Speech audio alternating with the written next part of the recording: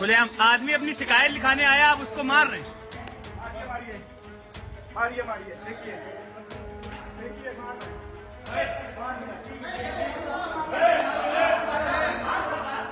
वो उन्होंने मुझे अभद्र गालियां दी, माँ बहन की, हमें झापड़ मारते हुए मुंशियाने के अंदर ले।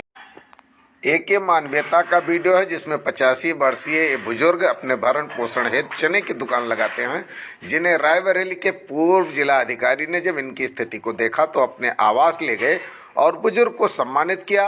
और जबकि दूसरा वीडियो एक कानपुर के बर्रा थाने का है, जहां पर आप देख सकते हैं कि पुलिस इस छोटे कद के युवक को पीट रही है और पिटाई करते समय पुलिस को ये नहीं पता है कि जिस युवक को पीट रही है वो कोई सामान्य युवक नहीं है। दरअसल युवक की पिटाई के बाद जब युवक के साथी धरने पर बैठे तब पुलिस को पता चला कि वास्तव में ये तो भारतीय जनता पार्टी के युवा मोर्चा का पदाधिकारी है, जिसको इन लोगों ने बेरहमी से पीटा था। यह युवक गया था अपने एक साथी दुकानदार की पीड़ा लेकर के आप बताने कि उसके दुकान के बगल कुछ लोग जो है अवैध गांजा तस्करी करते हैं, जिसकी शिकायत करने पर उन लोगों ने उसके घर पे पथराव किया था और इसमें स्थानीय चौकी प्रभारी की संलिप्तता भी है। अब चौकी प्रभारी की शिकायत थी कि पुलिस अपने आपे को खो बैठी और इस युवक की पिटाई कर दी, लेकिन युवक की पिटाई का वीडियो वायरल होते ही जब नवयुवकों का हुजूम पहुंचा तो पुलिस के पसीने छूटने लगे। देखें पिटाई होने का कारण बताता यह नवयुवक।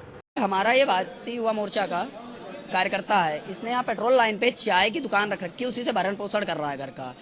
क्षेत्र के जो गांजा तस्कर हैं, जिनको संरक्षण प्राप्त है बर्रा थाना पुलिस का, वो लोग इसको परेशान करते हैं। परेशान इसलिए करते हैं, वो लोग इसकी दुकान के पास आके शराब पीते हैं। वहीं से भाई जब चाय की दुकान है, कई कॉलेज स्कूल के लड़के आते हैं, तो उनको ये लगता है कि हम गांजा अपना यहाँ सप्लाई करें। इसने इस चीज का विरोध किया अभी नए साल के दूसरे तीसरे दिन इस बात का इसने विरोध किया कि मेरी दुकान के पास आप लोग ना खड़े हो। उनका एक लड़का था लकी, वो इसकी दुकान के पास वो गांजा बेचता था आके।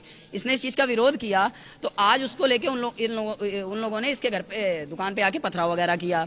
जब पथराव वगैरह किया, इसने हम लोगों को सूचना दी। मैं यशोदानगर निवासी हूँ, हमारा कार्यकर्ता है, हम भी आए यहाँ पे आए हैं तो हम लोगों ने एप्लीकेशन दी। अच्छा एक चीज देखिए, इसने पथराव जब किया, इसने हम लोगों को सूचना दी, हम लोग थाने आए, उसके पहले 2 सिपाही बिना सूचना के इसकी दुकान पहुंच रहे हैं, बल्कि इसकी दुकान पे पथराव हुआ।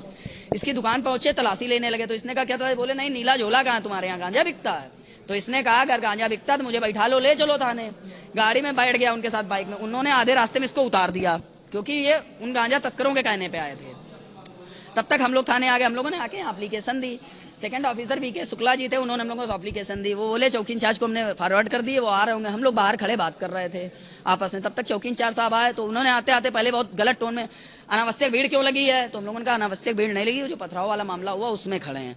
अच्छा तो जाइए, आपने दे दी ना एप्लीकेशन, मेरे पास आ गई है, मैं जांच कर लूंगा। तो हमने कहा भाई साहब जांच नहीं, उसमें एक लड़का अंदर बैठा है, वो गलत आरोप हम लोगों पे लगा रहा था। अच्छा एक लड़का यहाँ आया, वो बोला हमको मारा, वो अपनी खोपड़ी फाड़ के आया।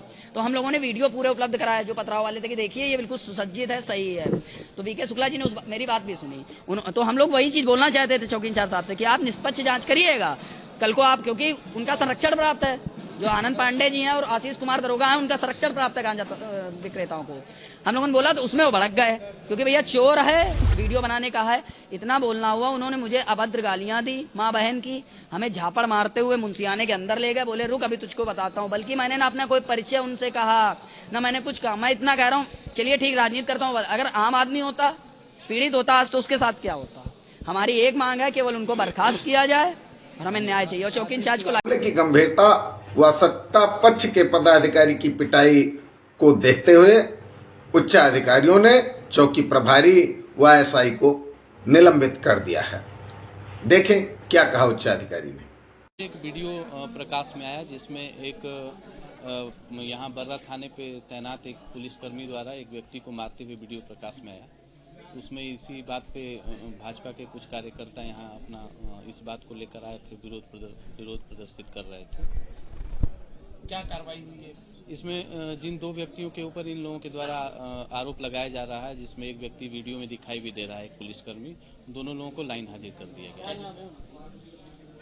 एक का नाम है आनंद पांडे है और दूसरे का नाम आशीष।